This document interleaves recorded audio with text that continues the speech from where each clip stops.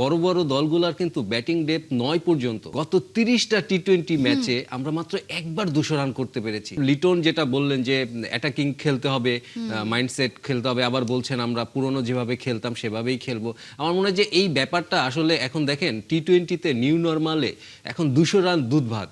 সেখানে কিন্তু আমরা বাংলাদেশ অনেকটা পিছিয়ে। আমরা যদি খেয়াল করি গত ৩০টা টি-20 ম্যাচে আমরা মাত্র একবার ২০০ রান করতে পেরেছি এবং সেই ম্যাচটি আমরা হেরেছি লাহোরে পাকিস্তানের সঙ্গে।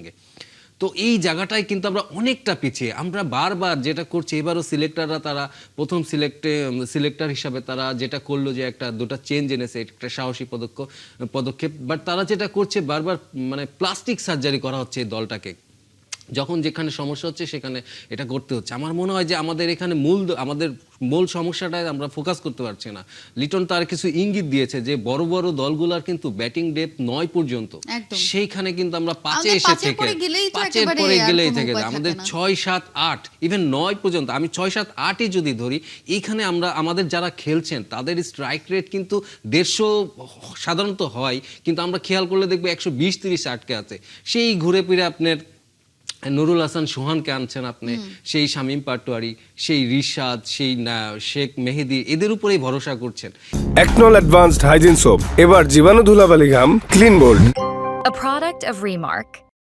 এদের যদি আপনি যদি দেশও ওই ফিনিশার হিসাবে যদি দেখেন, তাহলে কিন্তু আপনি বড় হয়তো দ্বিপাক্ষিক সিরিজে আপনি এটা ইম্প্যাক্টটা বোঝা যাবে না, কিন্তু বড় মঞ্চে যেয়ে কিন্তু এই ইম্প্যাক্টটা বোঝা যাবে। কারণ ওই সময় একটা বোলার কিংবা যেই ব্যাটিংয়ে থাকুক তার কিন্তু ৫ বলে ১৫ রান করার মতন একটা সক্ষমতা দরকার।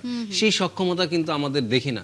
সুতরাং আমাদের ঘুরে ফিরে সেই থরবরি কলাবরি থর ওই টপ অর্ডার এবং মিডল অর্ডারের ৫ জনের উপরেই ভরসা করতে হয়। এবং এই সিরিজে টপ অর্ডারও কি আমাদের পারফেক্ট শেপে আছে? আমাদের টপ অর্ডারই তো বারবার কলাপস করছে। হ্যাঁ, আপনি সেটাও যদি দেখেন যে তানজিদ তামিম, নান্নু ভাই, মিনহাজুল আবেদিন নান্নু ভাইয়ের জয়সূরিয়া, সেই জয়সূরিয়ার 90s খেলা আর এখন নেই।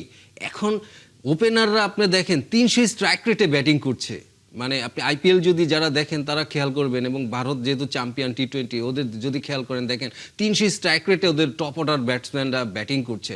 নামও জানি না অনেক সময়, মানে এমন অবস্থা হয়ে যায় যে আসছে সেই করছে। সেখানে আমাদের মানুষে কিন্তু ঘুরে ফিরে কিন্তু সেই মানে ওই ১২০-৩০-এর ভিতরে আটকে থাকছে। এবং তানজিদ তামিম, তিনি কিন্তু আপনি খেয়াল করলে দেখবেন তার ৩১টা ম্যাচে তিনি একটি মাত্র ম্যাচে ম্যান অফ দ্য ম্যাচ হয়েছেন, সেটা আয়ারল্যান্ডের সঙ্গে গত সিরিজে, গত ইয়েতে। তার মানে আপনার ইম্প্যাক্টটা নেই।